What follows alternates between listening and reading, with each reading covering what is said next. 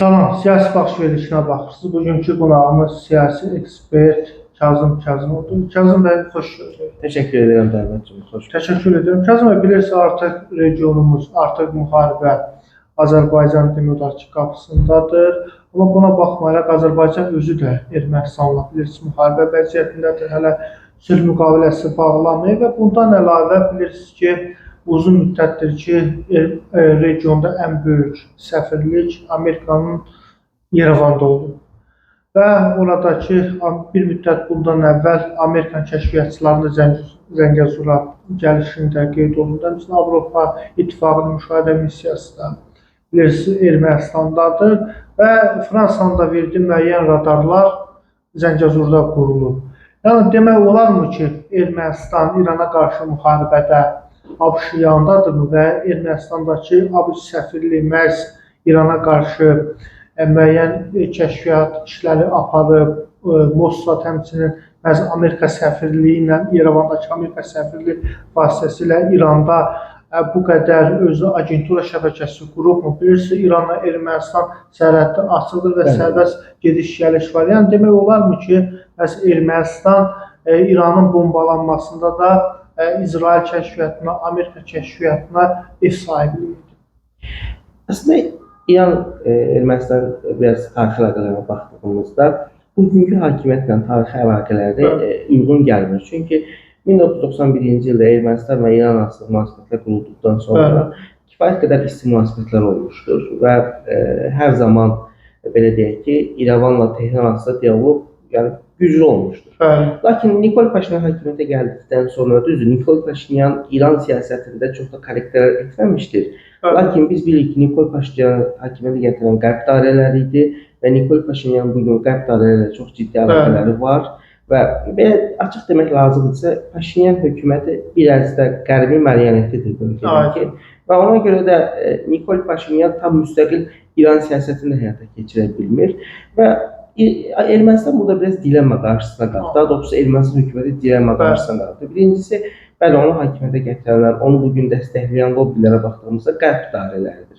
Və bu qərb dairələri ABŞ-dəki erməni lobbisi var, Fransadakı erməni lobbisi var. Onlar birmənalı olaraq Ağ Evlə çalışdılar ki, paralel hərəkət etsin. Düzdür, Donald Trump iqtidara gəldikdən sonra erməni lobbisinin bir çox, belə deyək ki, arzusu gözündə qaldı. Çünki onlar demokratlar administrasiyasıyla daha yaxından çalışa bildi. Lakin Donald Trump'ın bu lobbinin təzyiqlərinə boyun əymədiyini və kifayət qədər əslində doğru olanı etdiyini görüb. Çünki qüdrətli bir Ağ Ev var, bir ABŞ var. Nəyə görə hər hansı bir lobbinin təzyiqlərinə məruz qalmalıdır ki, təəssüflər olsun ki, Biden hökuməti bunu göz ardı edə bilmirdi. Bir tərəfdən qərb dediyim ki, Nikol Paşinyan şəxsi əlaqələri, onu hakimiyyətə gətirən qüvvələrin əlaqəsi var. Bir tərəfdən də Ermənistan və İran əlaqələri var. Çünki bu da çox strategik əlaqələrdir Ermənistan üçün. Biz bilirik ki, Ermənistanın Azərbaycanla sərhədləri bağlıdır, müharibə şəraitindəyik. Türkiyə ilə sərhədləri 1993-cü il aprelindən bağlıdır. Gürcüstanla da zaman-zaman Ermənistanla soyuq münasibətlər olur. Hətta Gürcü arzusu ilə Nikol Paşinyan da dünyaya və siyasətə eyni nöqtədən baxırlar. Və belə olan təqdirdə Ermənistan üçün bir tək açıq qapı İran sərhədi qalır və İran qalır. Onun üçün də mən bir də belə demək lazımdır ki, Ermənistan bir də bölgədəki gücün hesabatımızda bugün Cənubi Qafqazda Azərbaycana və Gürcüstandan sonra ən zəif ölkə Ermənistandır və Ermənistanın İrana qarşı belə özünü təhlükəyə ata biləcək bir addımla hərəkət etməsi mən hesab edirəm ki, bu çox hesablanmamış, çox riskli bir hadisə olur Ermənistan üçün. Bir, İran Ermənistanla sərhədini bağlısa, Ermənistan iqtisadiyyatı daha da tənəzzül olur və onsuz da çətin vəziyyətdədir. Digər tərəfdən baxdığımızda, əgər Ermənistan ən azından belə bir addım atmışdırsa, bunu hər halda İran yaxında biləcəkdir və yaxud da artıq olmuşsa da bilirdir, deyə bilərik. Və mən hesab edirəm ki, Ermənistan çox böyük risklə qarşı-qarşıya qala bilər. Və bütün bunların fonuna baxdığımızda bir də Ermənistanla İsrailin münasibətlərinə gəlin baxarım. Mən bugün Təl Əvivin, Netanyahu hökumətinin Ermənistanla yaxın əlaqələr sahib olduğunu düşünmürəm. Çünki bir İsrail-Azərbaycan münasibətləri fonunda Ermənistan-İsrail münasibətləri heç də eyni gözükmür. Və məncə bugün Fransanın daha çox yanında olan bir Ermənistan var və o səbəblə də Mossadın bugün İrana qarşı Ermənistanı belə deyək ki, özünə yaxın bilməyi ola bilməz. Mən hesab edirəm ki, bu biraz şübhəli məqamdır. Aydındır. Bilirsiniz, Ermənistan Baş Nazirinin iyunun 19-20-sində 20-sində Türkiyə səfəri gözlənilir və bu demək olar ki, məhz son 30 ildə ilk dəfədir ki, Ermənistan lideri Türkiyəyə məhz işgüzar səfərə gedir. Sırf diplomatik siyasi, rəsmi səfərə gedir. Yəni, bu səfərdə məqsədi nədir? Sülh müqaviləsi məsələsi, Zəngəzur dəhlizi məsələsi, artıq İrandan etirazlaşır. Yəni, bu səfərdən Nikol Paşinyan nə gözləyir və cənab prezident İlham Əliyevin də həmin gün Türkiyədə səfərdə olacaq. Üst tərəfli görüş mümkündür. Əvvəla bunu qeyd etmək lazımdır ki, Azərbaycan əslində müharibədən sonra Ermənistanın da bu məsələdə belə deyək ki, bir diplomatik böyüklük əlini uzatdı deyə bilərik. Çünki cənab prezident müharibə bitər-bitməz yeni bir bölgesel geosiyasət belə deyək ki, doktrinasını açıqladı. 3+3 formatı və burada Azərbaycan artıq qalib Azərbaycan və Qarabağ işğaldan azad etmiş Azərbaycan tam şəkildə Ermənistana bu təklifini çatdırdı ki, regional işbirliyinə siz də qoşulun və 3+3 formatında Ermənistan həm Türkiyə ilə, həm Azərbaycan, həm də digər region ölkələrlə əlaqələrini gücləndirsin. Ermənistan, bəli, burada baxdığımızda müəyyən Ermənistanda buna xoş baxan tərəflər var idi ki, hətta hökumət daxilində də. Lakin Ermənistan, belə deyək ki, hər zaman aventuradan əziyyət çəkən bir hakimiyyətə sahibdir. Nikol Paşinyan hakimiyyəti təxminən 5 ildir ki, bu təklifi tam olaraq dəyərləndirə bilmir. Yəni, Azərbaycan sülh müqaviləsini ertələyirlər, zaman-zaman Azərbaycana qarşı təxribatlı addımlar olur sərhəddə, düzdür, bunlar olduğumuz qarşılanır. O cümlədən Paşinyan Azərbaycanı Avropada, Amerikada şikayət etməklə məşğul olur və bütün bunlara baxdığımızda əslində Nikol Paşinyan bir şey anlamalıdır ki, əgər iyun ayında Türkiyə səfər edəcəksə, bu səfər etməyində birbaşa Azərbaycanın, belə deyək ki, xoş niyyəti var. Çünki əgər Azərbaycan, biz bilirik ki, Ankara ilə Bakı arasında münasibətlər tarixin heç bir ölkəsi arasında görülməmiş səviyyədədir, bəli. Və bu münasibətlər prizmasına baxdığımızda, əgər Azərbaycanın bu səfərə münasibəti mənfi olsaydı, Nikol Paşinyan heç kim Ankarada qəbul etməyəcəkdir. Və Nikol Paşinyan, mən hesab edirəm ki, Ankaradakı təmaslarında, əlbəttə ki, Zəngəzur koridoru məsələsində Türkiyə ilə bir məsləhətləşməli olacaqdır və Ermənistan, mən ən azından ümid edirəm ki, Ankara səfərində bunu nəzərə almalıdır ki, Ermənistan artıq iqtisadi çöküşün qarşısını ala biləcək tək yol Zəngəzur koridoru. Çünki bilirsiniz, artıq İran iqtisadiyyatı da məhv olub. Müharibə gedir. Ermənistan demək olar ki, cənubla əlaqələri kəsildi. Ermənistan da ümid etdi, Hindistanın da bir yolu var idi. İran ərazisindən Qara Dənizə artıq o da yolu. Demək olar ki, Ermənistan təklif etdiyi bir Zəngəzur dəhlizinə alternativ onun dünya kəsişməsi. Belə bir onun alternativi vardı. Artıq o da fiyaskoya uğradı və Zəngəzur dəhlizi Ermənistan razılıq verəcəkmi? Ermənistan razılıq verməyə daha çox məcbur olur. Hər keçən gün daha çox məcbur olur.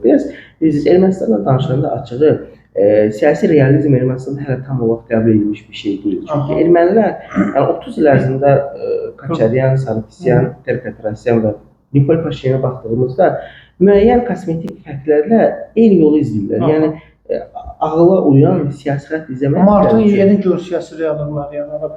Nikol Paşinyan bu reallıqlara uyğun addım atacaqmı? Çünki Türkiyə səfəri artıq Paşinyan üçün son şansdır. Yəni Azərbaycan da buna razılıq verib. Yəni burada Ermənistan konstitusiya dəyişikliyinə seçkidən əvvəl gedərmi və bu Zəngəzur dəhlizini açarmı? Konstitusiya bir il sonra bilirik ki, Ermənistanda seçkilər 2026 iyun ayında. Burada əsas məsələ budur ki, Ermənistanda biraz Nikol Paşinyan hökuməti biraz səslərin faizinə baxaraq hərəkət edir. Nikol Paşinyan hələ də Ermənistanda birinci partiyadır, düzdür, müəyyən geriləmələr var. Ancaq hələ də birinciliyi qorur. Xüsusilə İrəvan daxil olmaqla səslərin son bələdiyyə seçkilərində, media seçkilərində azaldığını gördük.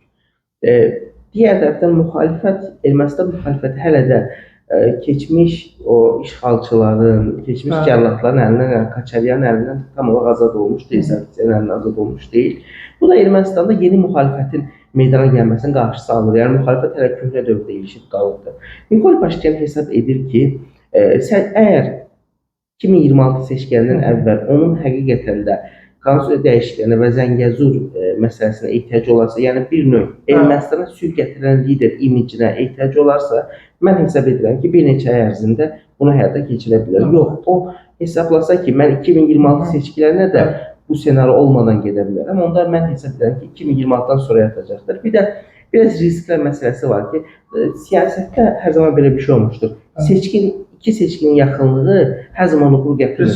Çünki məsələn 1989 Türkiyəsinə baxdığımızda Turgut Özal bir neçə il öncə parlament seçkilərini qazanmışdı və parlament seçkilərini cəmisi bir il qalmış referendum keçirdi. Referendumda məğlub oldu onda və cəmisi bir il sonra hakimiyyəti itirdi Ana Vətən Partiyası. Və belə olan təqdirdə tarixə də baxdığımızda əsasən hökumətlər üst-üstə seçkilərdən və referendumlardan çəkinirlər. Aydındır. Bilirsiniz, Ermənistanda indi gözləyək görək 20 iyunda Paşinyanın səfərindən hansı gözləntilər olacaq. Amma təbii ki, Azərbaycan qonşuluğunda bilirsiniz, İsrailin İrana qarşı əməliyyatları bir neçə gündür davam edir. Amerika Birləşmiş Ştatları müharibəyə qoşularsa, bu 3-cü Dünya müharibəsinə gətirib çıxara bilərmi? Çində, Rusiyada müdaxilə edə bilərmi? Mən hesab edirəm ki, 3-cü Dünya müharibəsi biraz alqoritmik olaraq daha fərqli olacaq. Yəni burada daha çox biz elə Nürnberg proseslərində səhv etmirəmsə Dönitz,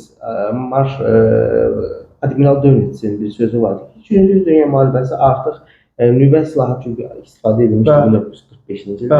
1946-da Nürnberg proseslərində Dönitzin bir sözü vardı ki, yeni müharibələr artıq birinci və ikinci dünya müharibəsinə bənzəməyəcəkdir. Çünki əgər 3-cü dünya müharibəsi ikincinin və birincinin təkrar olarsa, burada insanlıq müharibədən sağ çıxmaya bilər.